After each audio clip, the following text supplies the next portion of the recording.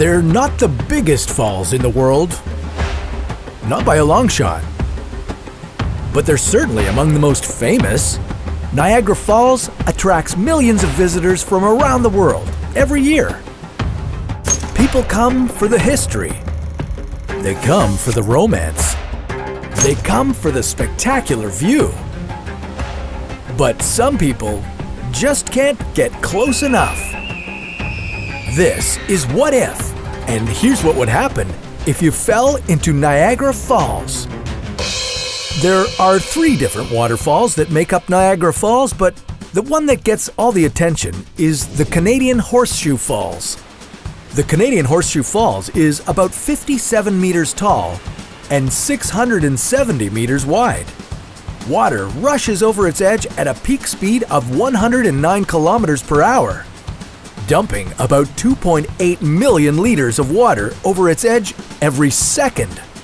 Considering its height, its speed, and its raw natural power, it's hard to believe that anyone could survive a trip over the falls. And yet, it's been done several times. Was it skill? Or was it luck? How do you survive a fall into Niagara Falls?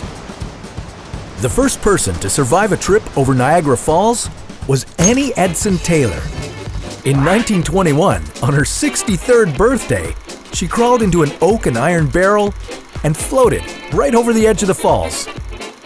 Taylor performed this stunt for money and fame, but she didn't earn much for her feat.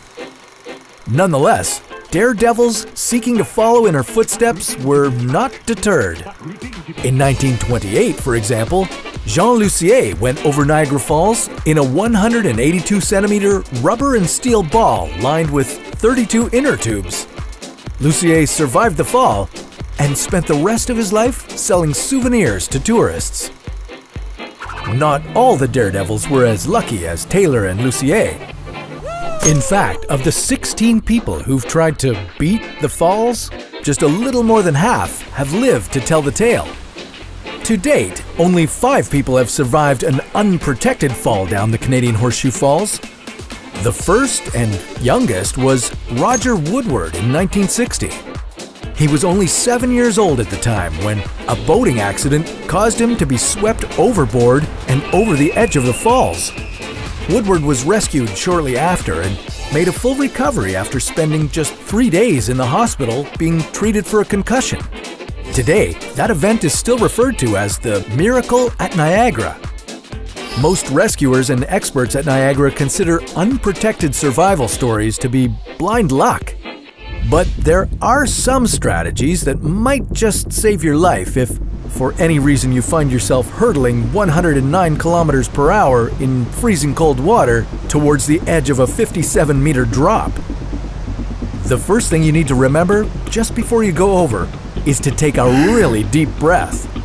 When you reach the bottom, there will be so much water swirling around you, not to mention the intense pressure of the water falling from above that you could easily suffocate. So, taking a big gulp of air before your fall could buy you some time. You'll also want to take precautions to protect your head. If you can, orient yourself so that you fall feet first.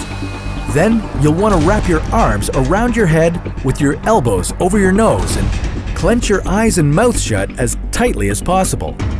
In fact, you should tense up all your muscles and bring your legs together before impact, making your body as watertight as possible.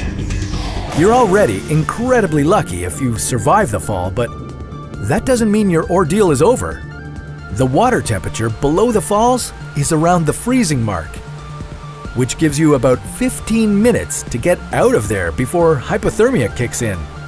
You'll likely be badly bruised and terribly disoriented, but if you can stay calm and focused, you might just be one of the lucky few to survive a fall into Niagara Falls.